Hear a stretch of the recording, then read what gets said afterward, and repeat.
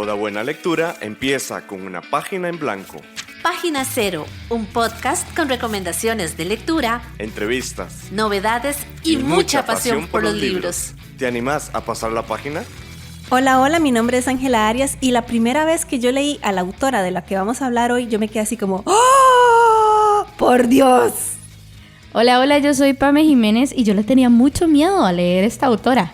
Le tenía muchísimo respeto y por Página Cero y por Meli de nuevo, hola Meli, por el Centro Latinoamericano, lo leí y me encantó. Y te damos la bienvenida a Página Cero. ¿Qué libro vamos a venir a conversar hoy? ¿Qué autora? ¿Qué señora autora vamos a conversar hoy? Con mucho respeto, vamos a hablar hoy de la señora Yolanda Oreamuno y de la novela que leímos. Bueno, Ángel creo que ha leído varias. He leído La Ruta de su Evasión y en su momento también leí A lo largo del corto camino, que no es una novela, sino que es una recopilación de varios textos. De textos, de ajá. ella. Yo solo he leído La Ruta de su Evasión, la leí durante mi incapacidad y tenemos el honor de tener una invitada que está con nosotras aquí hoy. Ella es la doctora Ruth Cubillo Paniagua. Ella es profesora catedrática en la Universidad de Costa Rica e investigadora especializada, entre otros campos, en literatura costarricense y centroamericana, teoría literaria, estudios de género y las relaciones entre literatura e historia. Y aquí un disclaimer, nos trajo un libro muy chivo ahora de Carmen Lira. Sí, estamos muy emocionadas. Muchísimas gracias por acompañarnos, de verdad. Hola, más bien muchas gracias a ustedes por invitarme. Es un espacio que me encanta y me encanta hablar de literatura, entonces estoy como en mi charco. Muchas gracias por la invitación. Contentísimas nosotras porque hablar de Yolanda Oreamuno y de La Ruta de su Evasión, ¿verdad? Es un reto en el sentido que es un clásico de la literatura costarricense, merece mucho respeto y Pamela y yo teníamos mucho miedo de hacer este episodio y decir alguna estupidez. Total. Sin contar con el respaldo académico de una persona profesional que tiene tanta experiencia como usted. Entonces, muchísimas gracias por acompañarnos. Pero chicas y chicos y chicas, vamos a hacer una pausita y les traemos una capsulita de las clásicas de Página Cero que hace mucho rato no hacemos. ¿Es cierto? Pero entonces, para que conozcamos un poquito más de Yolanda Oreamuno. Ya volvemos. En Tiquicia se siembran buenas letras y es hora de recoger la cosecha. Cosecha Tica, un espacio para conocer a autores y autoras costarricenses.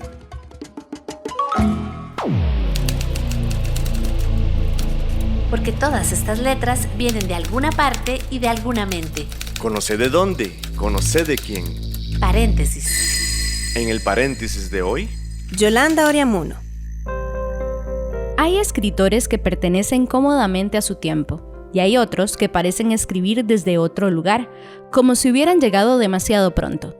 Yolanda Oreamuno fue una de esas escritoras. Nació en San José, Costa Rica, el 8 de abril de 1916. Su vida fue breve. Murió apenas 40 años después, el 8 de julio de 1956, en México. Pero esas 4 décadas bastaron para construir una de las obras más singulares de la literatura costarricense del siglo XX.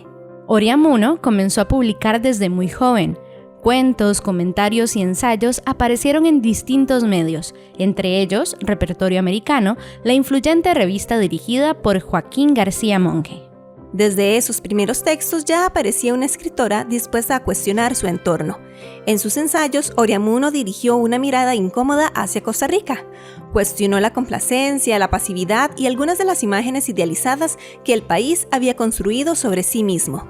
También escribió sobre las mujeres y las limitaciones sociales impuestas sobre ellas, sobre literatura y arte, sobre escritores como Max Jiménez, sobre México, Guatemala y los lugares que atravesaron su vida, porque la vida de Yolanda Oreamuno ocurrió también fuera de Costa Rica. Vivió en Guatemala y México, viajó por Estados Unidos y terminó adquiriendo la nacionalidad guatemalteca. Mientras tanto, escribía. Una primera novela, Por Tierra Firme, se perdió.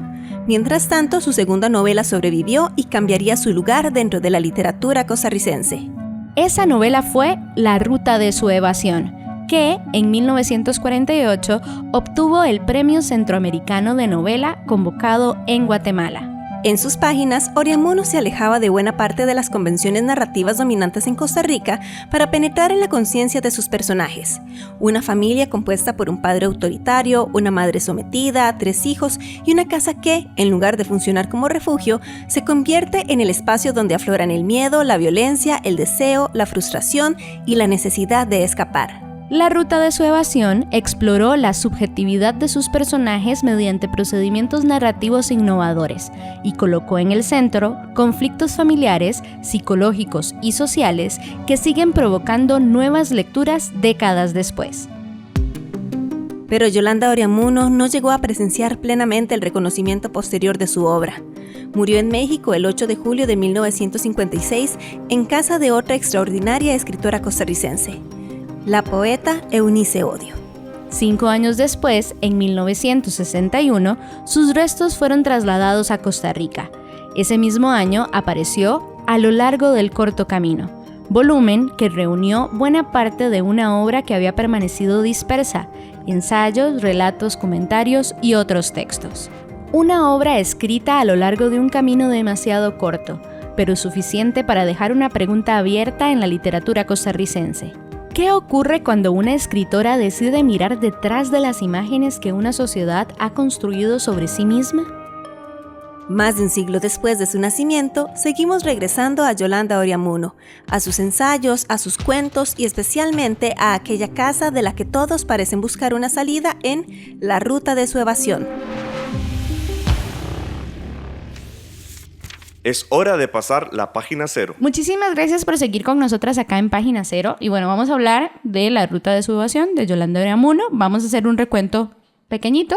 Esta novela fue publicada por primera vez en 1949 y rompió con muchas de las convenciones narrativas predominantes en la literatura costarricense de su tiempo y construyó alrededor de una familia marcada por la violencia, el autoritarismo y la incomunicación, un complejo universo psicológico. Entonces, como les contamos, doña Ruth nos va a acompañar a hablar sobre esta novela que yo tengo que decir que yo pasé enojada todo el rato que la leí.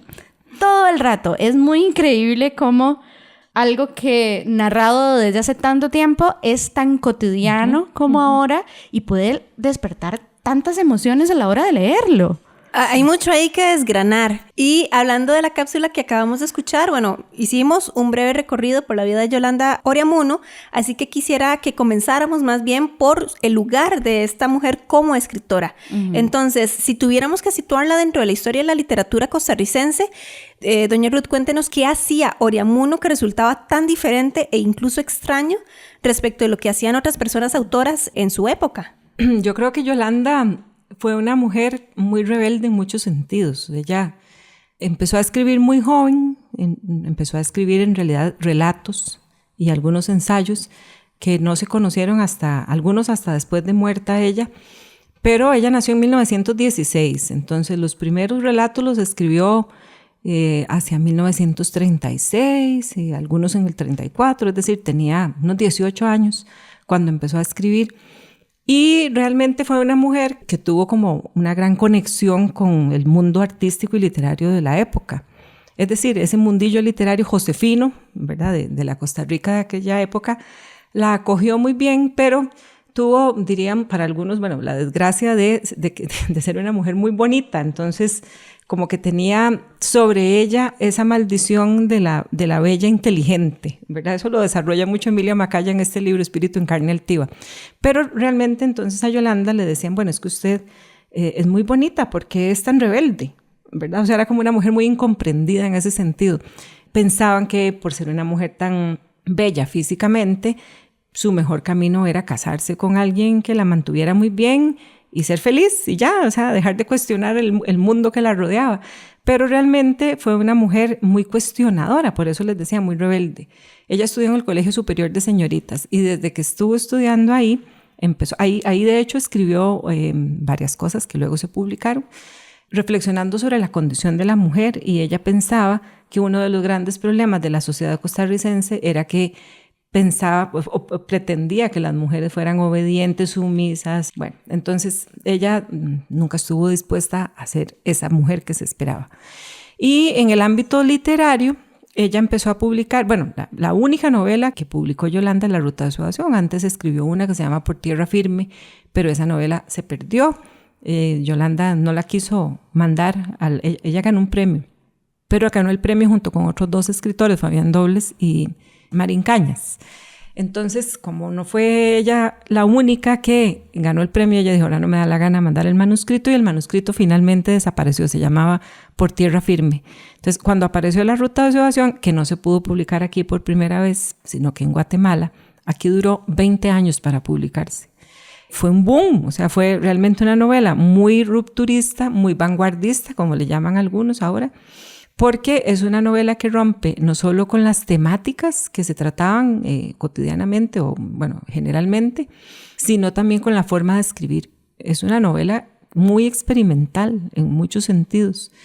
Sobre todo ese narrador ahí que hay, esos narradores, el narrador omnisciente que se mezcla con el otro narrador que tiene como todo el monólogo interior y demás. Pero en general lo que puedo decir es que Yolanda era una mujer que no se conformaba con ser obediente. Yo creo que esa es como la tónica. Incluso ella siempre es ubicada por la historiografía literaria en la que se llama la generación del 40, junto con Fabián Dobles, Joaquín Gutiérrez, bueno, son como muy conocidos, Adolfo Herrera García, el de Juan Varela. Pero ella no tiene mucho que ver con algunas de las propuestas de esta generación, porque sobre todo Joaquín Gutiérrez y ella son los 2 autores de esa generación que experimentan mucho en sus textos. Pero Yolanda, además de experimentar en la parte, digamos, de los temas que aborda, experimenta con formas de narrar que para Costa Rica eran bastante desconocidas, como muy locas. Entonces, claro, costó un poco que la aceptaran como una escritora del canon, digamos, o como una escritora oficialmente reconocida, porque era demasiado diferente. Yo diría que ese era principalmente el meollo del asunto, o sea, que era una mujer diferente en todo sentido y que no estuvo dispuesta a doblegarse, digamos, al mandato patriarcal. Yo creo que esa es una de las cosas que más se le cobraron a Yolanda en esta sociedad tica, que es como todavía tan conservadora y tan patriarcal y tan tradicional en muchos sentidos. Justo la pregunta que teníamos era que si podíamos hablar realmente de que Yolanda es una escritora adelantada a su tiempo o si esa expresión la simplifica demasiado, ¿verdad? Que más bien tenemos que hablar más de su contexto, de justo ese rol tan rebelde de incluso decir, me dieron el premio con alguien más, ahora yo no se los voy a dar, ¿verdad? Yo creo que sí, o sea, es una mujer muy compleja, realmente. No me gustaría dejar una imagen de Yolanda como alguien unidireccional o poco compleja, porque es todo lo contrario. De hecho, si pensamos en la Yolanda, escritora de cuentos y de ensayos que están recopilados en ese libro que ustedes citaron, A lo largo del corto camino, pues ahí nos encontramos a una Yolanda bien distinta de la Yolanda novelista, porque hay unos ensayos ahí en los que Yolanda habla de, por ejemplo, de los campesinos chilenos, porque ella se casó en primeras nupcias con un chileno, bueno, ustedes saben, ¿verdad? Que se fue a vivir a Chile, el señor se suicidó, ella se tuvo que devolver para acá. Pero estando en Chile, va a la celebración de la independencia chilena, que es el 18 de septiembre, y así se llama el ensayo, de hecho.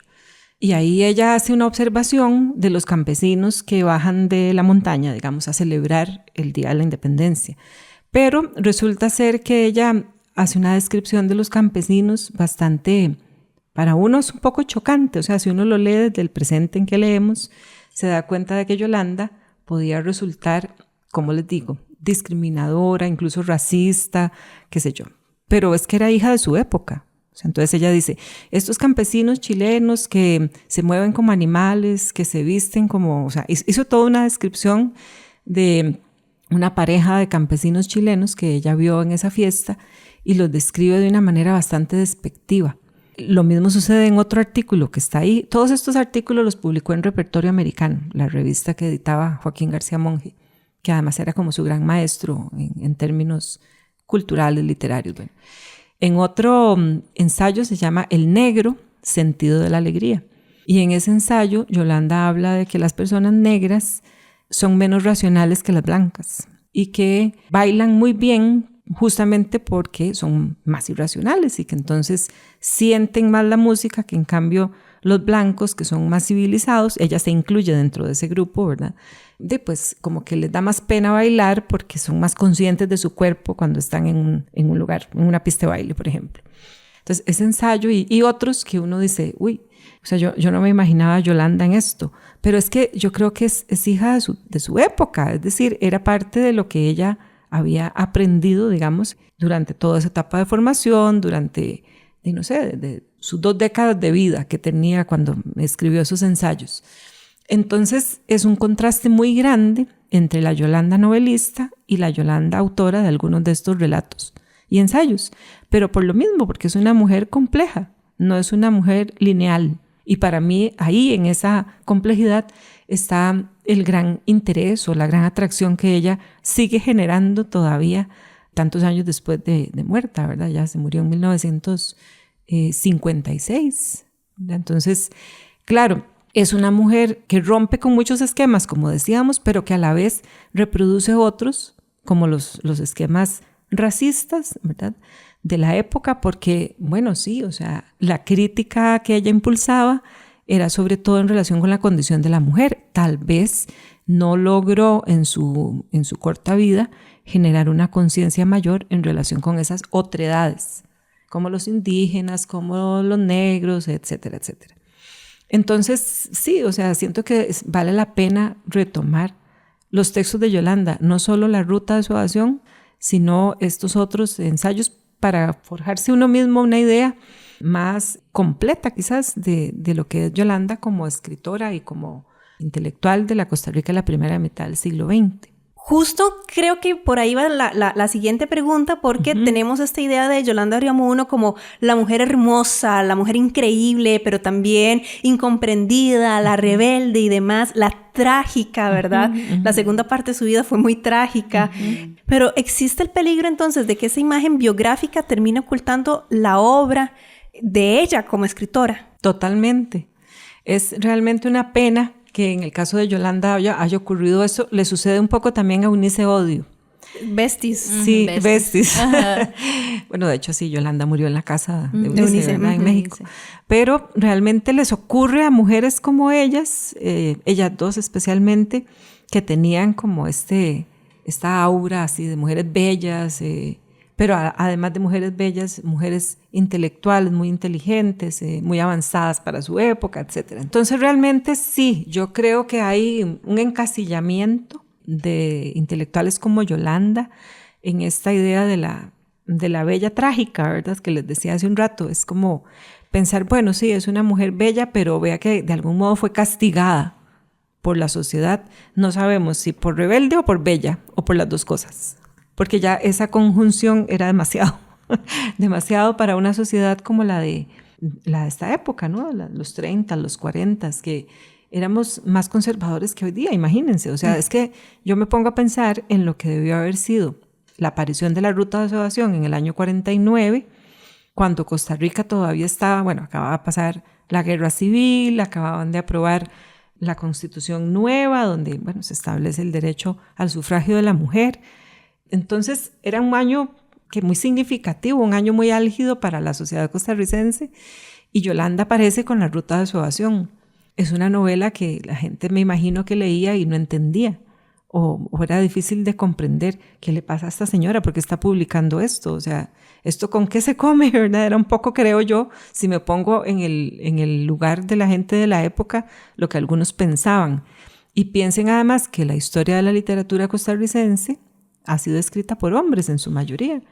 Entonces, hombres como, por ejemplo, don Abelardo Bonilla, que hizo la famosísima historia de la literatura costarricense, la más clásica, ¿qué habrá pensado cuando leyó eso?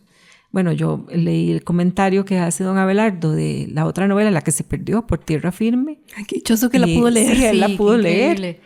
Y de La Ruta. Y lo que dice don Abelardo es que le falta coherencia interna a los textos. Ay, que se apriete un burro. ya me enojé. Qué interesante. Pero claro, o sea, él pensaba eso porque no era una novela lineal como la mayoría de las novelas que se publicaban anteriormente. Con toda esta irrupción de las nuevas formas de narrar, como el monólogo interior y demás, el fluir de la conciencia un poco también, bueno. resultaba una novela desconcertante. O sea, la gente decía, pero esto no se parece en nada ni a lo de la generación del 40, ni a lo del Olimpo menos, ni a lo de la generación llamada el repertorio americano. O sea, era muy distinto. Entonces, claro, por eso todos dicen que era que Yolanda estaba muy conectada con otros autores como James Joyce, como Marcel Proust, claro, como Virginia Woolf. Se nota muchísimo. Nosotras decíamos, es estar leyendo a Virginia Woolf, o sea. De hecho, digamos, yo La Ruta de su Evasión la leí como... Tenía tal vez 20, 21 años.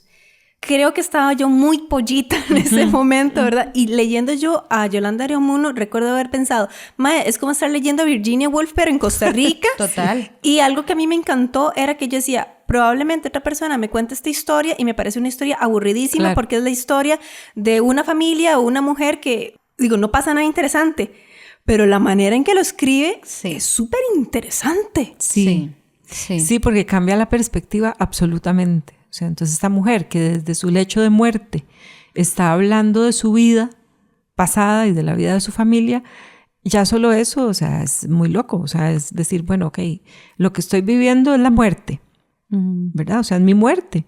Pero todo lo que pasó, que estoy narrando en pasado, en mi vida, ¿verdad? Entonces es un contraste brutal entre esas dos perspectivas, pero además cómo se le da la palabra a los otros personajes. Y como hay como un narrador omnisciente que es el que va llevando como el hilo de la historia, digamos.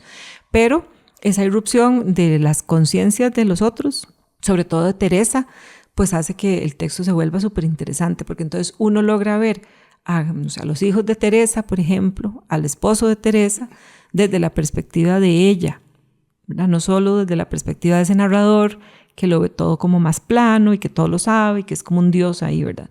Sino que es aterrizarlo más, es humanizarlo más. Es decir, ok, les voy a contar lo que yo siento, cómo yo veo el mundo, cómo yo creo que se siente mi hijo Gabriel, el que terminó suicidándose, cómo creo que mi esposo percibe el mundo y por qué me trata como me trata. Cosas así, o sea, que Teresa trata de explicar su vida a partir de todo eso, pero claramente... pues bueno, a uno como lector lo que lo impacta es eso, porque esa historia que está ahí, como dice Ángela, o sea, esa historia es la historia de un montón de mujeres. Increíble. Muchísimas mujeres en este país y en todas partes del mundo, que yo creo que, bueno, somos víctimas del patriarcado, pero creo firmemente que los hombres también son víctimas del patriarcado. Porque uno ve ahí un hombre como Gabriel, o como el mismo Vasco, el marido de Teresa, o el otro hijo, o el Roberto, o sea, son hombres que también padecen esa masculinidad. Ahora le llamamos masculinidad tóxica, pero la padecían en carne propia y no sabían cómo salirse de ahí. Claro, en ese momento era ser hombre, claro, tal cual. Claro. Y ahora también, o sea, ahora yo pienso que hay muchos hombres que no son heterosexuales, por ejemplo, pero que siguen sufriendo muchísimo la masculinidad tóxica, porque tener otra orientación sexual no me garantiza que yo vaya a dejar la toxicidad de la masculinidad. Realmente no, ¿verdad? O sea, hay que hacer como un trabajo, una conciencia de eso, pero no es tan fácil porque el esquema patriarcal es demasiado fuerte, es demasiado imponente, lo tiene a uno ahí como casi que de manera tan inconsciente metido en la cabeza que a veces ni las mujeres nos damos cuenta de que estamos siendo machistas. De ya es como por default, es lo que toca, punto. Entonces, tener ese proceso de reflexión que hace Yolanda en La Ruta es genial. O sea, realmente por eso cuando uno lee esa novela, sigue siendo una novela tan actual, porque esta situación que ella plantea ahí no está resuelta. Yo creo que en ninguna sociedad, pero en la costarricense no está resuelta. Vamos a hacer una pequeña pausa y ya volvemos aquí en Página Cero. Página Cero es una producción gratuita para amantes de los libros. Pero para mantener el podcast necesitamos una ayudita. Por eso te agradecemos que escuches esta pausa publicitaria. Ya casi volvemos con más lecturas. No solo de libros vive el lector. Ni la lectora. Si te gusta Página Cero, por favor considera apoyarnos con tu patrocinio en Patreon. Así tendrás acceso temprano a episodios especiales del podcast y a contenido exclusivo para mecenas. Al mismo tiempo, nos ayudas a mantener este proyecto con vida. Encontrá más información en nuestro sitio web www.pg0.com o visitar directamente el sitio www.patreon.com/pg0. Es hora de pasar la página 0. Muchísimas gracias por seguir con nosotras acá en Página 0. Estamos hablando sobre la ruta de su evasión y estamos hablando sobre Yolanda Oriamuno. Ahora que la escuchaba hablar sobre esta percepción que dio este hombre sobre la novela, las dos novelas de Yolanda, la primera que no sabemos qué dice y la ruta, recordaba que hace poco tuve la oportunidad de estar en un espacio, en uno de mis clubes de lectura en el que estoy, un saludo a Dani, que estuvo Almadelia Murillo. Ella escribió un libro que para mí ha sido uno de los mejores libros que he leído este año, que se llama La cabeza de mi padre. Y bueno, ella nos contó un poco sobre cómo empezó ella a escribir la novela, cómo es el tema de ser autora, mujer contemporánea, hablando de lo que habla en esa novela y tal. Y me llamó mucho la atención que ella dijo, es que en un momento cuando yo estaba en un espacio compartiendo textos con otras personas, un hombre me dijo, es que usted siente mucho y usted escribe mucho como desde esa percepción, o sea, su problema es que es mujer casi. Y fue algo que a mí me impresionó muchísimo porque ella dijo, bueno, es que históricamente hemos visto cómo el hombre escribe. ¿Por qué no nos dejan a nosotras como mujeres explorar esa sensibilidad, ese llanto, esa ira, ese amor desde nuestra perspectiva? Y me vuela todavía más la cabeza porque esto, Alma es contemporánea. Imagínense entonces Yolanda en esa época. Es increíble, increíble tener también como esa visión. Pero si tratamos de alejarnos un poco del mito de Yolanda y empezamos simplemente a leerla desde todas esas vertientes que usted nos comentaba, ¿con qué nos quedamos? ¿Qué encontramos? Yo creo que eso dependerá mucho de cada lector. O sea, creo que cada lector encontrará cosas que le entusiasman más o menos, o que le interesan más o menos. Pero de todas maneras, yo como lectora me quedaría con una Yolanda que quiere hacer despertar a las mujeres. Yo creo que esa parte es importante.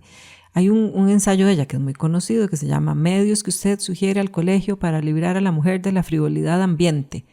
Ese era el tema del concurso que sacó el Colegio de Señoritas y Yolanda participó en él y ganó. Entonces, ese es el que se conoce como ¿Qué hora es? Eso era lo que estaba pensando. Sí, pero el ensayo no se llama ¿Qué hora es? ¿Qué hora es? Se llama la sección del repertorio donde se publicaban ese tipo de trabajos. Entonces, hay un montón de cosas publicadas en esa sección ¿Qué hora es? Pero, no sé, seguro por economía lingüística le llaman ¿Qué hora es? Porque el título es larguísimo, es ese que les acabo de decir. Pero ya desde ahí hay una reflexión profunda de Yolanda sobre qué es lo que le pasa a la mujer en Costa Rica y qué tendríamos que hacer para lograr que la mujer se supere, digamos, era lo que se decía en la época, ¿verdad? Entonces, Yolanda decía, lo que tenemos que hacer es educar a la mujer, formarla y hacerla autónoma. Esa era la propuesta de Yolanda, o sea, generar mujeres independientes, autónomas, tanto económicamente como ideológicamente, como, bueno, en todos los ámbitos de la vida. Entonces, claro, eso imagínense ustedes en la década de los 30, era como pegarle un golpe en la cara a más de uno, ¿verdad? Si todavía sigue siendo algo que se cuestiona, ¿verdad? O sea, todavía, por ejemplo, con este gobierno que tenemos ahora, se habla de la ideología de género y qué terrible la ideología de género, ¿verdad? O sea, movimiento ahora que en Estados Unidos está tomando fuerza, ¿verdad? Sí, que da pavor, o sea. Sí, Yolanda yo creo que seguro le da algo. Le hubiera dado algo, sí. Como que ha pasado tanto tiempo y seguimos en lo mismo. Ella habría llegado a un plantón que se hizo hace poco. Probablemente. Y ahí en Sandadero, una casa así, esa señora. Oh. Sí, obviamente, hubiera estado ahí, sí. Pero entonces yo creo que para mí es eso, pero claro, para mí es eso porque yo soy mujer y soy lectora y soy, qué sé yo, o sea, como muy ubicada en ese espacio, pero supongo que para otra gente habrá otro tipo de cosas importantes que retener.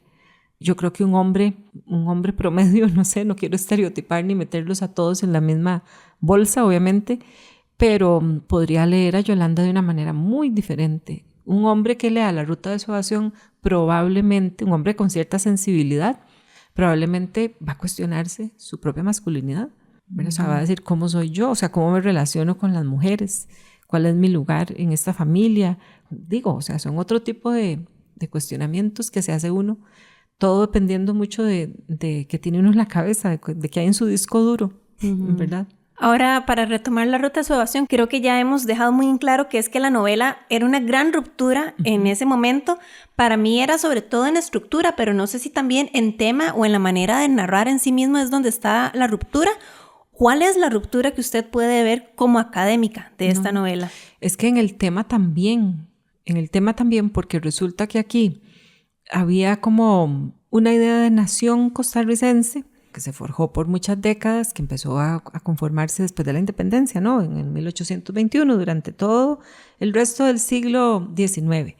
Y las primeras décadas del XX se formó una idea de nación costarricense que tenía ciertas características. Una de las características principales era que éramos todos como muy unidos, como una gran familia, ¿verdad? O sea, que la nación costarricense está constituida por gente que es, como ya sabemos, como se suele repetir una y otra vez, pacífica, trabajadora, laboriosa, etcétera, ¿verdad? Entonces, la novela rompe con esa idea de nación costarricense armoniosa y con esa idea de familia costarricense unida y bella y hermosa, en la que todo el mundo es muy feliz y se lleva muy bien.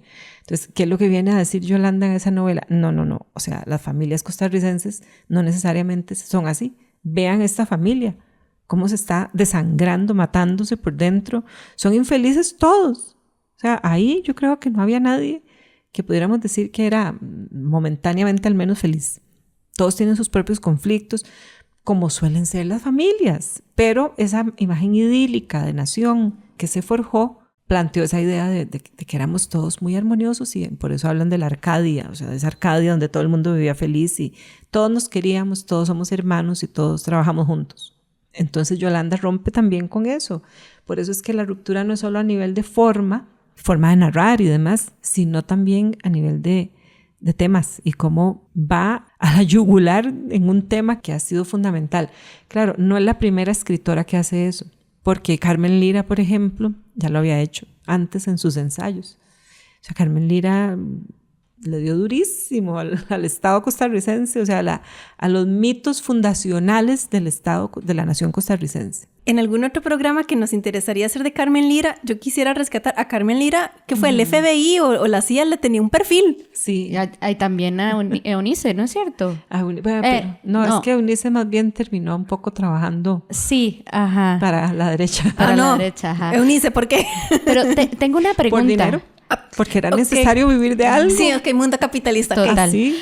Tengo una pregunta, porque usted dice que, bueno, que Carmen Lira también lo había presentado, pero ¿qué hizo tan diferente a Yolanda? Me explico, ¿cómo fue que, si ya de alguna u otra forma esa idea estaba a nivel social, se estaba desarrollando, ¿qué hizo diferente la forma en la que lo plantó Yolanda? No sé, yo aquí inventando, tendrá que ver con esa intimidad, porque es que rompió la intimidad de una casa, lo que significaba socialmente eso, o qué elementos lo hicieron distinta a ella. Yo creo que dos cosas, la perspectiva efectivamente, pero también ahí sí la forma de narrar.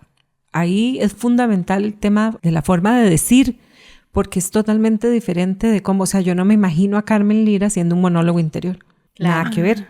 Entonces, Carmen Lira era muy directa y muy contundente, pero narraba de una forma mucho más tradicional. En cambio, viene Yolanda, que se había leído a todos estos que ya mencionamos, ¿verdad? Escritores europeos. Y dice Yolanda, bueno, yo voy a tratar de escribir así, un poco como lo hace Proust, por ejemplo. Y dice, manda esa novela, ¿verdad? O sea, que dejó a todo el mundo así como decíamos. Alucinado. Claro. Alucinando. Entonces, yo creo que ahí sí tenemos que ponerle mucha atención a esa parte de la forma de decir, porque construir esa novela no es nada fácil. Es un trabajo muy complejo, arduo, laborioso, que ha de haber requerido una gran experimentación por parte de Yolanda. O sea, no sé cómo fue el proceso de escritura, nunca lo sabremos, pero sí hay como mucho cuidado en la forma en que se dicen las cosas. Me acabo de imaginar el montón de cuadernos y de papeles de ella que habrán terminado en la basura, y eso habría sido un archivo histórico, pero sorprendente. Justo sobre esta manera de narrar, ¿verdad? Es que hay cambios de perspectiva, saltamos por recuerdos, vamos a pensamientos, vamos a monólogos interiores, no avanza la novela de manera lineal. Entonces, ¿podríamos decir que esta novela reproduce de alguna manera la fragmentación psicológica de los personajes? Porque yo me pongo a leerla y yo pienso en la fragmentación psicológica que tenemos también todos y todas. Totalmente de acuerdo, sí. Porque son personajes que están rotos, además de todo. O sea, que tienen como una gran crisis existencial y, bueno, Teresa al borde de la muerte y, bueno, todo lo que pasa. Pero yo creo que son personajes que están autoexplorándose también. Entonces, esa parte de pensar, de darse el permiso de tener un caos, porque claro, o sea, vamos a ver, la metafísica occidental plantea que tenemos que ser como muy lineales y muy cuerdos. Ese es el ideal. Usted trate de ser muy cuerdo, muy contundente, muy recto, muy correcto y muy recto. Pero casi que la cabeza de ninguna persona funciona así. O sea, realmente, bueno, el psicoanálisis y otras partes de la psicología lo han planteado. A mí me gusta cómo lo dice Freud y luego lo retoma otra gente como Lacan, como Derrida, otros autores, pero Freud lo planteó muy claramente cuando dijo, es que al menos hay 3 instancias, el yo, el ello y el superyo, al menos. Entonces vean que el yo no es uno solo, está partido. Y eso que planteó Freud hace mucho tiempo, ¿verdad? Hace más de un siglo, fue fundamental para entender cómo las personas efectivamente no estamos unificadas, o sea, nuestra mente está sumamente fragmentada y los pensamientos son así. Por eso cuando surge esta técnica narrativa que se llama el fluir de la conciencia, se trataba de eso. O sea, el experimento del fluir de la conciencia era decir, bueno, vea, Pamela, siéntese usted, agarre un cuaderno y se pone a escribir todo lo que le pasa por la mente, todo. O sea, necesitaría 40 cuadernos. Sí, pero además es una locura porque claro, las ideas se pegan unas con otras, uno abandona una idea, retoma otra, empieza, o sea, la mente humana es muy compleja. Y yo creo que en la ruta de Sovación eso queda muy claro. O sea, ahora imagínense el reto de Yolanda para tratar de poner eso por escrito. O sea, cómo construye un personaje como Teresa que tiene que al final lograr decir algo, pero yo quiero dar cuenta de todo lo que estaba pasando en la cabeza de esa mujer. ¿Cómo hago eso? Desde su intimidad, además, y desde su lecho de muerte, además. En haciendo ese una vaivén, retrospectiva. Ajá. Esa es otra cosa que a mí me llama mucho la atención. Ese vaivén entre estar y no estar, ¿verdad? Yo lo leía y yo me sentía en esa nebulosa. Es como una nebulosa. Es impresionante.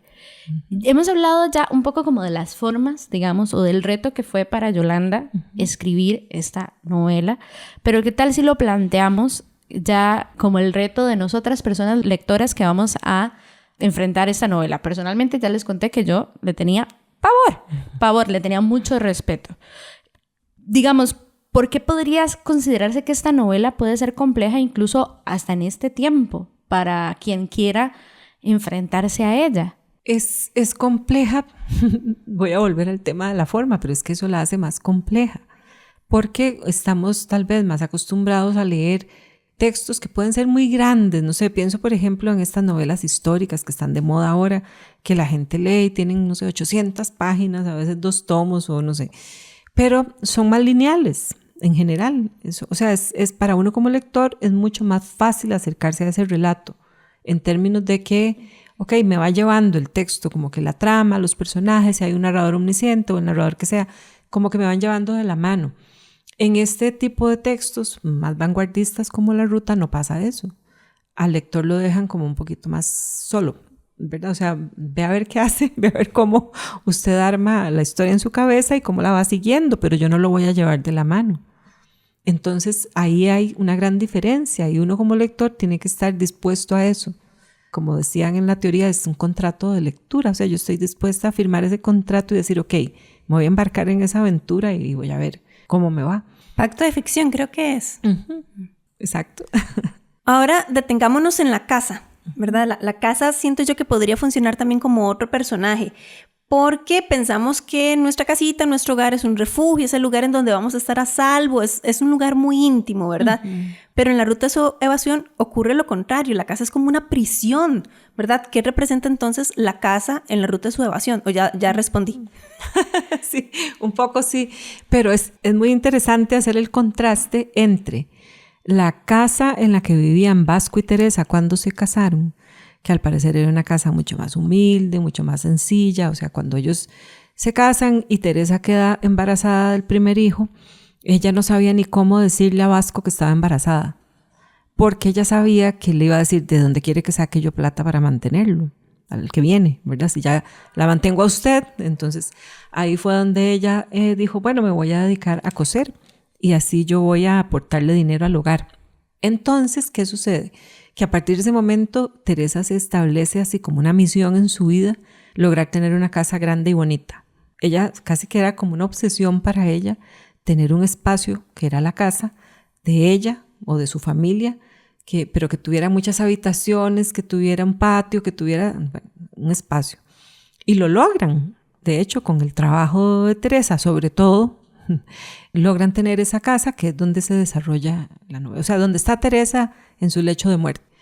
Pero entonces esa casa, que digamos en una lógica capitalista hubiera sido un éxito, o sea, esa familia logró el éxito porque logró tener una casa bonita y vivir todos muy bien, y además en el texto uno se da cuenta de que incluso se pueden dar otros lujos. No sé si se acuerdan cuando el hijo se hace naturista, decían en esa época. Yo me acuerdo una escena era que estaban tomando el sol en traje de baño en la casa. Sí. Ajá. Y yo decía, ¡mae, qué lujo! Sí, claro, una casa lujosa, sí.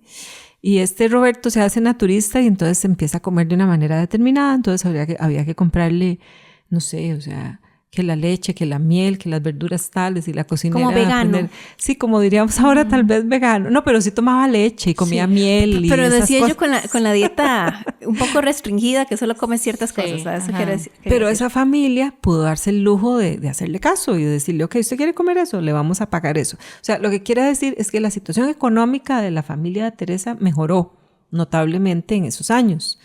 Pero esa casa grande y bonita que Teresa logró conseguir para su familia, se convierte en una casa vaciada de afecto, ¿verdad? Entonces el problema de esa casa es que es una casa que más bien oprime, como decía Ángela, una prisión, se vuelve como una prisión. O sea, es una casa en la que ya nadie quería estar, porque el problema no era el espacio físico, el problema era la relación intersubjetiva. O sea, la relación entre esas personas que vivían ahí. Por eso la gente dice, el dinero no lo da todo. El dinero no da la felicidad. Ok, uno dice, sí, bueno, está bien. O sea, es verdad.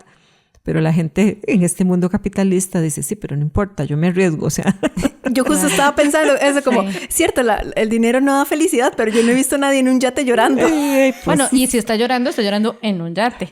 Pero también ahí me llama mucho la atención el hecho de que los hijos también son considerados como un muy buen partido desde afuera, ¿verdad? Y las mujeres, sobre todo esta personaje, se me olvida muchísimo el nombre en este momento, pero la que está con Gabriel. La que quedó embarazada. Aurora, que Aurora a mí me dolió muchísimo, ay, sí, no. muchísimo. Yo decía, ella está dispuesta, a pesar de que lo ha visto todo desde adentro, está dispuesta a estar ahí. Entonces, qué fuerte, porque es como esta lógica de que, bueno, como mujer, eso es lo que te espera, si seguís estos lineamientos de vida. Y todavía sigue siendo un poco así.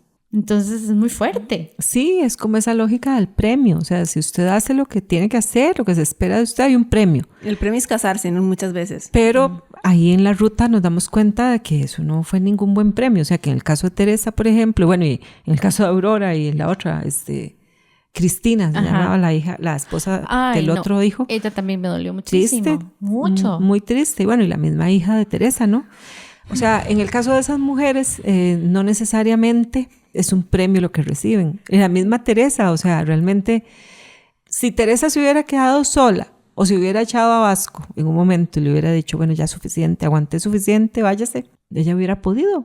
Económicamente tenía la independencia para hacerlo, pero ella no quería ser una mujer divorciada, porque eso era un estigma muy grande. El peso. Yo creo que en alguna medida lo sigue siendo. O sea, ya ahora tal vez menos, pero para muchas mujeres de ciertas clases sociales, sobre todo altas, pero no crean, también incide mucho el tema religioso, porque la religión hace que la gente no se quiera divorciar porque es mal visto, o sea, es una cosa incluso pecaminosa. De hecho, por ejemplo, de la Iglesia Católica, creo yo, que todavía no deja comulgar a los divorciados y cosas así, ¿verdad? Depende, mi mamá es divorciada y sí logró que se lo permitieran, pero no me acuerdo por qué fue. Ni cómo ni por qué. Sí, no me acuerdo. Y aquí me trae, porque digamos, nosotras en la novela vemos a los hombres de Teresa un poco. Vemos a Vasco, que tiene estas particularidades tan complejas, ¿verdad? De este hombre que la utiliza, que disfruta ser violento con ella y tal. Pero aquí hay un personaje que yo quisiera que nos detuviéramos un poquito. Y es Esteban, el amigo de Vasco. Existe una contraposición de masculinidades también, y creo que también es como esa opción que nos da Yolanda de que existen dos mundos diferentes, no todo tiene que ser igual, ¿verdad? ¿Por qué Esteban se va? Perdón por el spoiler. Pero ¿por qué? ¿Y por qué toma esa decisión si también tiene repercusiones para él? Yo sé que en la época, ¿verdad? Era difícil. Él también no estaba dispuesto a poner a Teresa en ese lugar social, ¿verdad? Pero ¿por qué? También a mí me dolió muchísimo esa negación a la felicidad. Pero es que es una ley muy fuerte, o sea, es una ley que no está escrita tal vez, pero que hay que cumplir para que la sociedad no lo expulse a uno. Y a mí me gusta mucho cómo lo dice Freud. Freud habla del malestar en la cultura, porque Freud dice que el precio que pagamos todos por vivir en una sociedad y ser aceptados es muy alto. O sea, que uno tiene que estar dispuesto a no hacer muchas cosas. Freud lo lleva a otros extremos. Él dice, por ejemplo, bueno, nos dicen, usted no va a matar a su prójimo. Usted tiene que convivir con los demás sin matarlo porque le caiga mal o porque le hizo algo mal. Porque si nos matáramos, o sea, si nos diera por matar a toda la gente que nos cae mal, imagínense ustedes, o sea, sería tremendo. Entonces, hay unas normas de convivencia, pero en el caso del patriarcado, la ley, digamos, patriarcal, la ley paterna, es demasiado estricta y demasiado fuerte. Y yo creo que por eso Esteban se va. O sea, es algo que él no podía eludir. Es decir, si él se quedaba, no solamente la vida de Teresa, sino también la vida de él, iban a ser un infierno. Y bueno, la de Teresa continuó siéndolo. Pero a los ojos de la sociedad, Teresa hizo lo que tenía que hacer. Y él también, como un mandato social muy fuerte. Claro, había un elemento que también me llamó mucho la atención, y es que la forma en la que describe a Esteban con el tema de la discapacidad, porque Esteban tiene una discapacidad, y me llamó mucho la atención que ella tomara ese elemento, ¿verdad? Que para la sociedad era un sinónimo de poco hombre, entre grandes comillas, ¿verdad? Que ella había perdido su virilidad, y esta contraposición con Vasco, un hombre sano. Y no solamente eso, vamos a ver cómo lo puedo formular. Vasco era muy violento, y de un pronto a otro ganó, en la novela ganó. Entonces, como que yo en la novela, cuando la leía, me cuestionaba muchísimo decir, bueno, yo soy una mujer en este siglo, leyendo esta novela, puedo ver los red flags, ¿verdad? Puedo ver los red flags de Vasco, puedo ver la decisión que toma Esteban, cómo no tomar esa novela con esta información y que en ese momento no se cuestionara y más bien se validara. Me explico. Decir, Esteban, claro, era poco hombre, por eso se fue, y era una persona con discapacidad y no era suficiente hombre para mantenerla.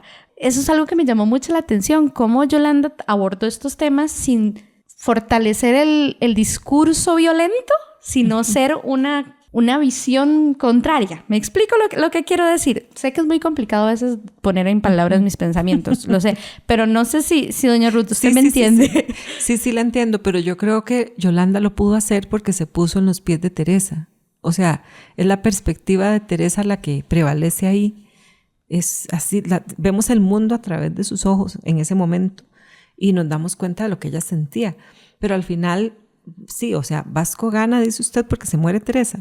Bueno, digo, Vasco gana, ¿verdad? Lo percibía yo en el hecho de que la violentó, la hizo sufrir, obtuvo lo que quería en generar ese vínculo con Esteban y con ella, y luego que ese vínculo se rompiera, ¿verdad? O sea, en esa batalla de encontrar un amor bonito, me pareció muy cruel, como un niño cuando le ofrecen un confite y se lo quitan, ¿verdad? En esa batalla de mostrar quién tiene poder sobre alguien más, sí. Ahí siento donde Vasco ganó. Sí, pero yo creo que, bueno, Teresa se casa con él porque es el que reúne las características más esperadas de un hombre en la época, o sea, que era un hombre así, hecho y derecho, que tenía, bueno, no tenía mucho dinero, pero era un hombre que se suponía que estaba dispuesto a cumplir con esas 3 P's de las masculinidades, ser el preñador, el protector y el que suple, pues, proveedor, gracias.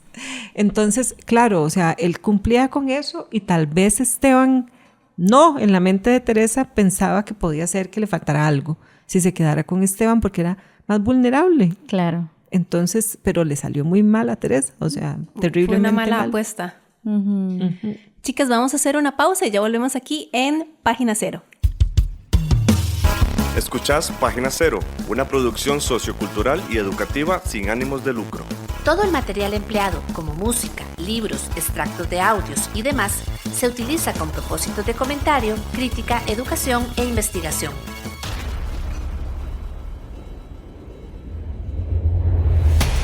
Pasaporte Sonoro. Historias que te llevan a otros mundos. En la 5ª temporada del podcast Página Cero, te traemos otro concurso para que vos tengas la oportunidad de ganar más libros. En esta ocasión, estamos rifando una suscripción de 3 meses a Storytel, una aplicación en donde podés leer todos los libros digitales y escuchar todos los audiolibros que querás. Además, este viaje es internacional, porque pueden participar oyentes de todo el mundo. Pero aún hay más. Rifaremos un segundo premio entre oyentes costarricenses, en donde la persona ganadora podrá pedir una copia física del libro que desee. Eso sí, el libro debe costar 20,000 colones o menos. Participar es muy sencillo. Primero tenés que seguir en Instagram a Página Cero. Nos encontrás como PG0CR.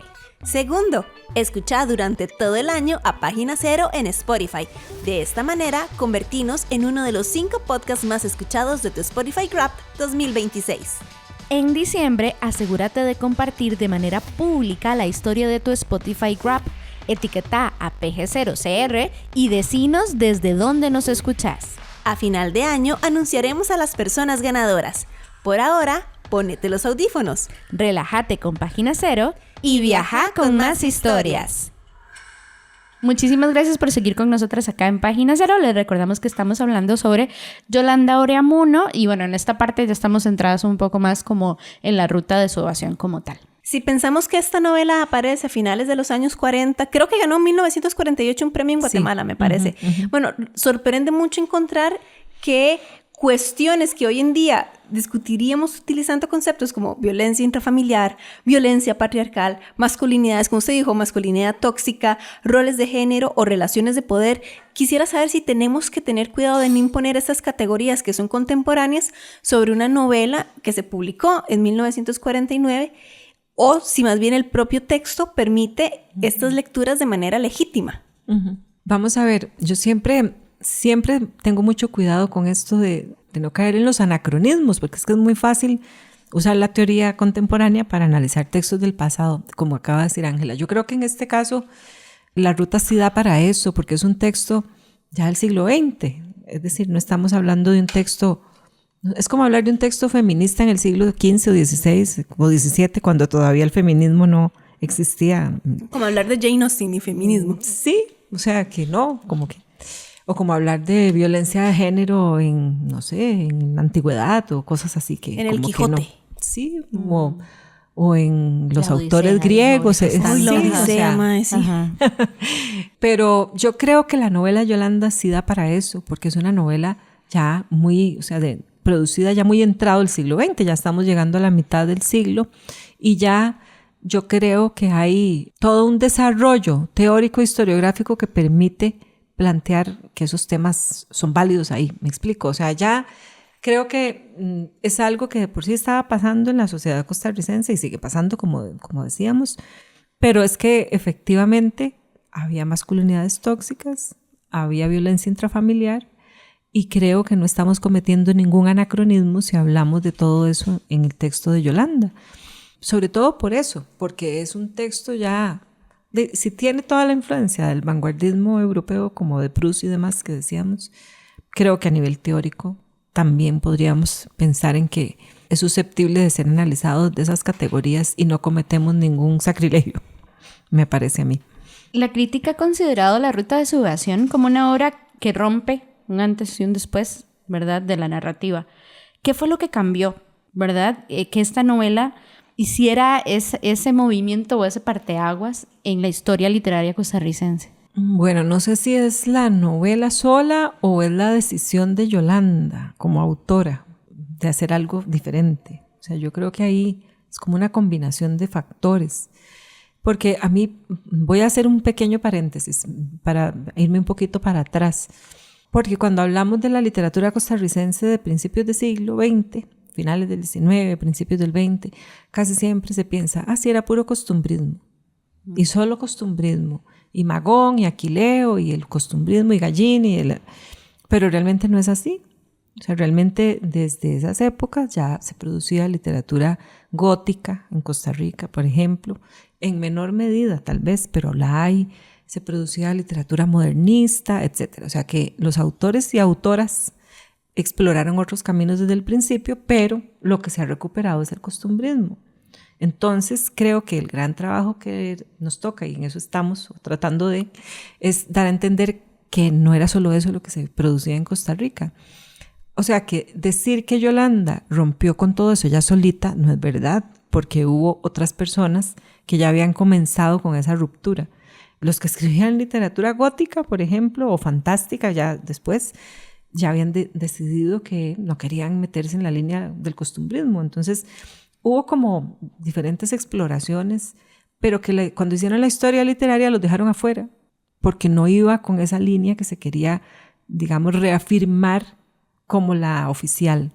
Entonces hay que reescribir la historia de la literatura costarricense, en eso estamos. Ahorita estamos haciendo un proyecto muy grande que es escribir la historia de la literatura costarricense escrita por mujeres. Empezamos en 1880 y llegamos al 2020. Otras dos colegas y yo, Carla Rodríguez y Marianela Muñoz, estamos las tres en eso y hemos encontrado, ustedes no tienen idea, una cantidad de textos escritos por mujeres en revistas y periódicos, sobre todo en las primeras décadas del 20 y las últimas del 19, pero eso no está. Las historias de la literatura no hablan de eso. Entonces yo creo que la ruptura de Yolanda, si bien es cierto, fue muy importante, muy radical, y no está aislada, sino que se conecta con otras cosas, pero esas otras cosas no se han estudiado bastante. Entonces creo que, claro, la genialidad de Yolanda, como hemos estado conversando todo este rato, fue decirlo como lo dijo y hacerlo como lo hizo, pero quiero decir que había una cierta labor anterior a ella que le permitió también ir por ese camino, pero que está muy, muy diluida, o sea, se conoce poco. Y claro, o sea, también quiero decirlo aquí a nivel personal, las lecturas de Yolanda, las relaciones literarias que logró establecer ella, eso la hacen también una mujer muy particular. Pero hay novelas anteriores a ella, como unas, no sé si han oído hablar de María Fernández Le Capelain, que escribió Zulay y Yontá. Creo que en el club de lectura, bueno, Juan Hernández me parece que lo ha mencionado. Son novelas teosóficas y son novelas mucho anteriores a la ruta, son de la década del 10. Entonces, si uno empieza a explorar, se encuentra otras ahí otras como señales desperdigadas. Claro. Y hablando de este camino, que parece que entonces Yolanda en realidad está medio camino, ¿verdad? Esta larga ruta. ¿Ven? El juego de palabras. Muy bien, amiga. Muy bien. Pero hoy en día podemos rastrear la influencia que tuvo Yolanda Oriamuno en personas escritoras de Costa Rica. Sí, claro.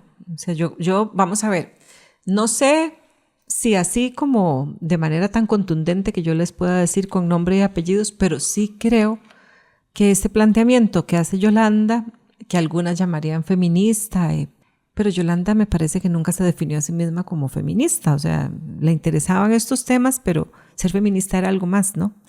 Pero sí creo que hay muchas escritoras costarricenses que siguieron esa senda de denunciar la condición de la mujer, y creo que en parte eso se debe a Yolanda. O sea, como que, no sé, pienso en una autora como Emilia Macaya, claro, que no solo un libro de escribe ella, sus ensayos, sino que también en los textos literarios que ella escribe, Emilia Macaya tiene una posición feminista muy contundente, que yo creo que en buena medida podríamos decir que está permeada por Yolanda, claro que sí. Y otras autoras como, por ejemplo, no sé, Yadira Calvo, que escribe ensayos, no sé, muchas otras, creo que sí, le debemos a Yolanda haber sido una de las primeras en poner esos temas en la mesa. Pero ya que hablamos de que la ruta de su evasión rompe muchísimo también en la manera en que se narraba en esa época, podríamos decir que hay personas escritoras costarricenses que también han experimentado mucho en su narración y que tal vez Yolanda Oriamuno algo tuvo que ver en eso. Sí, hay un ejemplo para mí clarísimo que es Carmen Naranjo, porque Carmen Naranjo hace unas cosas tan locas también, tan experimentales para su época incluso, y ahora uno lo lee y uno dice, uy, pero... O sea, por ejemplo, Carmen Naranjo tiene una novela que se llama Camino al Mediodía, no sé si la han leído alguna vez. No. ¿Vieron la película El Sexto Sentido? Sí. Bueno, esa novela de Carmen Naranjo tiene el mismo tema del Sexto Sentido. ¡Wow! O sea, es un mae que se suicida. Ay, perdón, ya me... No, de acuerdo. Y yo que ya spoiler. Es un señor que se suicida por tanta presión. O sea, era un hombre muy tradicional, tiene demasiada presión de todo tipo, amorosa, económica, bueno, y el hombre termina suicidándose, pero él está muerto y no se ha dado cuenta que está muerto. Entonces él anda por la calle y dice, ¿qué es este dolor de cabeza? No soporto el dolor de cabeza, ¿qué es lo que me pasa? Me siento raro, pero no logra entender qué le pasa, hasta que llega a un puesto de periódicos y se pone a ver el periódico, según él, y se encuentra su propia esquela. Entonces dice, el entierro de fulanito será tal día, tal hora, y él dice, ¿cómo? O sea, estoy muerto. Y en ese momento como que cobra conciencia de que está, claro, él se había pegado un tiro y... Ese era el dolor de cabeza, por supuesto. Entonces, ya la quiero leer, pero ya me dice spoiler. No, pero importa. No, porque eso es al puro principio. Bueno, es como lo que encadena, lo sí, que ya después trae. viene otro montón de cosas. Y ahí hay también una gran reflexión así. O sea, ese personaje, Eduardo se llama, él reflexiona sobre su propia vida, pero ya desde su muerte. Entonces, esa novela es de la década del 60.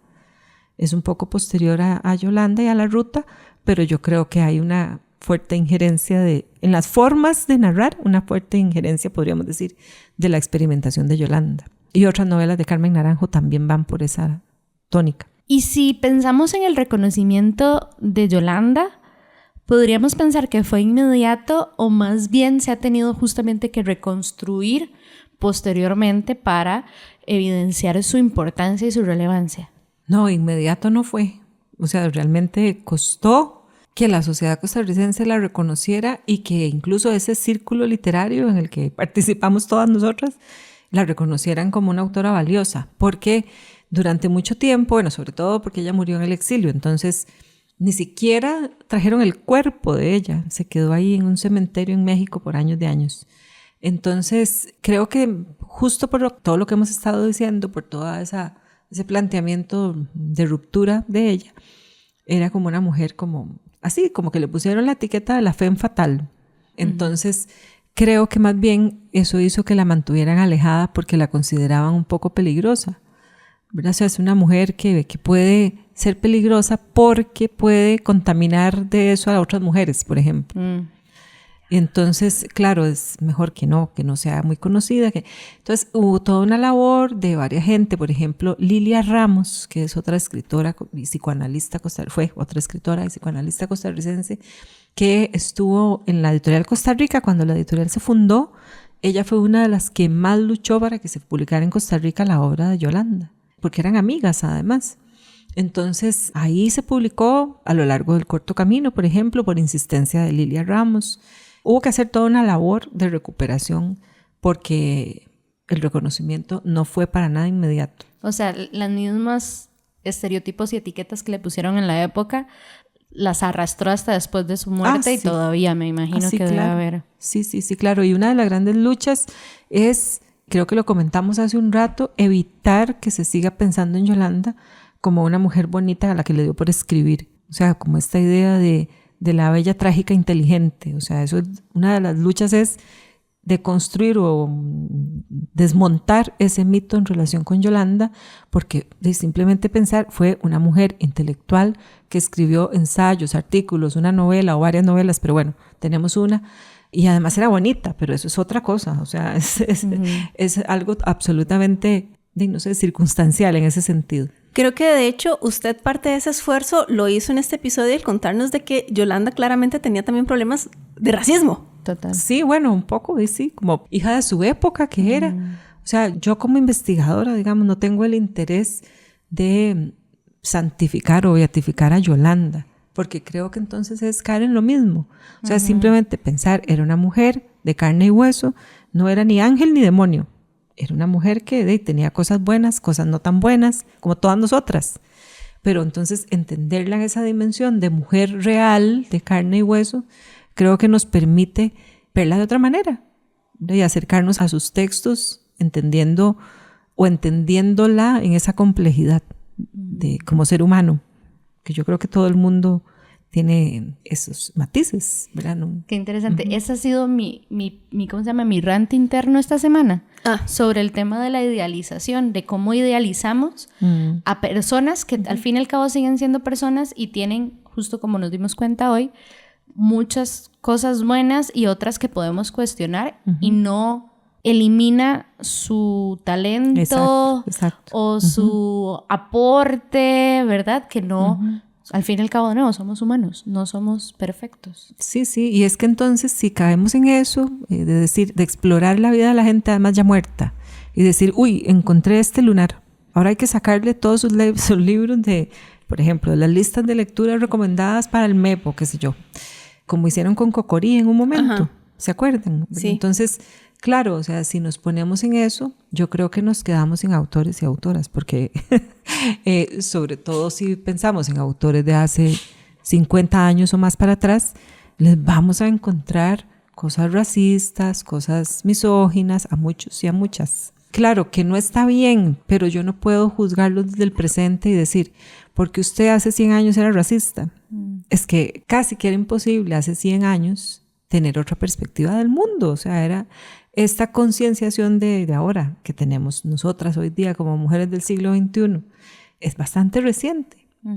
Ahí es donde pensaba en el tema de los anacronismos que son tan peligrosos, porque entonces, claro, para mí sería muy fácil juzgar y decir, bueno, yo no vuelvo a leer a este autor, a este otro, porque eran misóginos, porque trataban mal a las mujeres. Y entonces, si hago eso, casi que me quedo sin canon. O sea... Bueno, dentro de 100 años, ¿qué va a pensar la gente cuando escuchen estos episodios del podcast? ¿Qué estupideces habremos dicho que dentro de 100 años van a decir, hay que cancelarlas? O sea, lo que sí hay que enseñar es a leer desde una perspectiva crítica, ¿ok? Sí, pero no sentar en el banquillo de los acusados al autor o a la autora porque lo estoy juzgando desde mi presente. Eso sí que me parece que no se vale, ¿verdad? Es como jugar con unas herramientas o con unas armas que no, o sea, no existían en aquella época. Ya para concluir, y me gustó mucho que usted hablara del canon, porque siento yo que precisamente el reconocimiento tardío de Yolanda Oriamuno hizo que a ella la metieran en el canon literario costarricense de manera también tardía. Pero esto nos hace también una pregunta, porque ¿cómo es que se construye un canon literario y quién queda dentro o fuera de él? Creo que Yolanda Oriamuno es como un caso de estudio interesante para hacernos esta pregunta. Esa pregunta habría que es otro ocupar episodio. Un programa entero para tratar de responderla, pero el canon lo construyen las instituciones literarias, por ejemplo, de la academia, los premios, los mismos lectores, el mercado. O sea, hay una serie de elementos que participan en la construcción del canon, pero en el caso de la literatura costarricense, de la que hablamos, es un canon que está bastante marcado por un criterio de autoridad masculina. Los que hicieron la historia de la literatura costarricense, que la fijaron, ¿verdad? Como esto es lo que vamos a entender por literatura costarricense. Y eso ha habido que hacer un gran trabajo, que todavía no está terminado ni mucho menos, para tratar de abrirlo un poco, ¿verdad? Y de explorar otras cosas, de incorporar otras cosas. No ha sido una labor fácil porque este es un país muy pequeño y muy conservador. Entonces, esa ruptura para incluir textos de todo tipo, o sea, no canónicos o que no se consideraban canónicos hasta hace un tiempo, pues es una labor ahí, que ahí sigue, ahí intervienen las editoriales, intervenimos los profesores, intervenimos personas, no sé, del mundo literario como ustedes que hacen este programa y tratan de leer a otros autores menos canónicos a veces, o analizar los textos del canon pero desde otra perspectiva. Todo junto hace que el canon se pueda abrir. Pero tiene que haber como una voluntad para eso, y eso creo que tiene que ver con un tema político, claramente, ¿verdad? Porque como ahí, todo en esta vida. Como todo, está atravesado por una decisión política, ¿verdad? Por ejemplo, no sé, los que financian las editoriales públicas y que publican esas editoriales, o las privadas incluso. Bueno, es un mundo muy, muy complejo, pero sí es verdad que tiene que haber una voluntad de apertura de todos esos sectores que conforman el mundo literario. Bueno, Ángela, tenemos 2 tareas ahora. Una, un programa sobre canon literario en Costa Rica. Eso es una idea de un programa. Ajá. Y la segunda idea del programa de investigación que nos está diciendo Eso justo doña Ruth. estaba pensando. Yo decía, sobre- fuera del micrófono le voy a decir cuando lo saquen. Exacto. Contáctenos para Vamos que sea a el medio de tenerlo difusión. ahí, claro, porque Genial. es muy interesante. Es como, por ejemplo, cuando hablamos con Shirley Campbell, Shirley Campbell. que nosotras cuando la entrevistamos también nos abrió otra perspectiva, ¿verdad? De la literatura costarricense y de las identidades que existen, ¿verdad? Y siento que es algo como que no... Y de Carmen Lira hay que hacer un tercer Sí, programa. o sea, vamos Y de a quedarnos Carmen aquí Arango. con notas, se lo prometo, con tareas para próximos programas. Pamela es la que tiene el cuadernito de lecturas de Página Cero para futuras temporadas. Ok. No, pero sí, hay mucho lo que hay que hacer. En realidad es una labor. Por eso este proyecto de la historia, se llama el ILSEM por las siglas. Yo dije, yo no lo puedo hacer sola, o sea, es imposible. Y de hecho, en lo que llevamos, que ya es 1 año y medio de proyecto, tenemos una base de datos gigante de todas esas autoras que hemos ido encontrando. Qué En interesante. periódicos, en revistas. Después ya los libros, que ya como en la década del 60 empiezan a publicar libros ya. Pero antes no, antes publicaban en revistas y en periódicos. Y Emilia Macaya hace Estaba unos pensando que en nos eso. contaba que, digamos, lo que es diario, las escritoras solamente de diario que no llegaron a publicar. O sea, ahí hay un montón de material. En los periódicos, exacto. porque- No, pero digo de diario, tengo mi Incluso- diario ajá. íntimo. el género del diario. Ajá. Eso, bueno. Sí, doña Emilia nos decía la irrelevancia de recopilar esas cosas, de los espacios que las mujeres tenemos para expresarnos, digamos, y que no necesariamente están a la cara de todo el mundo, justo porque, ¿verdad? Las mujeres históricamente hemos sido relegadas al hogar, a la casa, ¿verdad? Entonces no tenemos espacios o no teníamos Sí. espacios, seguimos luchando por esos espacios públicos. Pero qué bonito, doña Ruth, un gusto, de verdad. Podríamos seguir hablando, yo creo que Sí, aquí de hecho, eternamente. porque le habíamos dicho, es 1 hora y llevo grabado aquí 1 hora y 15. Imagínate. Le agradecemos muchísimo, de verdad, que nos haya acompañado. Disfrutamos mucho de su conocimiento y aprendimos muchísimo. Bueno, no, muchas gracias por invitarme. A mí me encanta hablar de literatura. No sé si se nota que... Sí, de Es hecho mi pasión. yo siento que usted es muy afortunada porque se dedica a hacer algo que ama. Ujú. Qué chiva. Sí. Sí, Maravilloso. Estamos en la red. Búscanos en Facebook, Twitter, Instagram y YouTube. En estas redes sociales nos encontrás como PG0. Y bueno, chicos y chicas y chiques, con esto llegamos al final de este programa. Estén atentos, atentas y atentes, porque la próxima semana venimos con un programa que nos está adelantando lo que sigue en próximas semanas, que es la cobertura de la Feria Internacional del Libro. ¡Yay! Pame, ¿a quién tenemos? Vamos a tener a María Amalia Blanco, ella es gestora de comunicación y promoción editorial de la editorial Costa Rica. Y yo que ustedes lo escucharía porque vienen cositas sobre la Feria del Libro, bueno, Feria Internacional del Libro.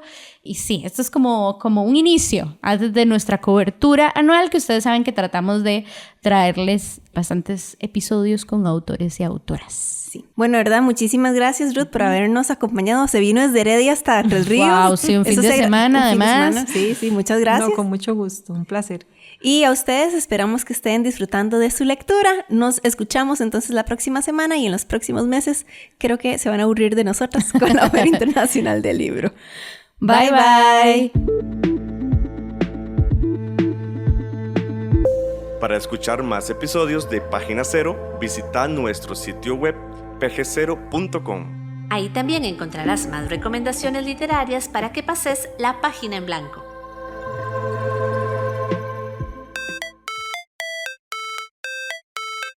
En esta producción participaron Sadie Salas, Y Manuel Zumbado. en locución Página Cero es una producción de Pamela Jiménez. y Ángela Arias.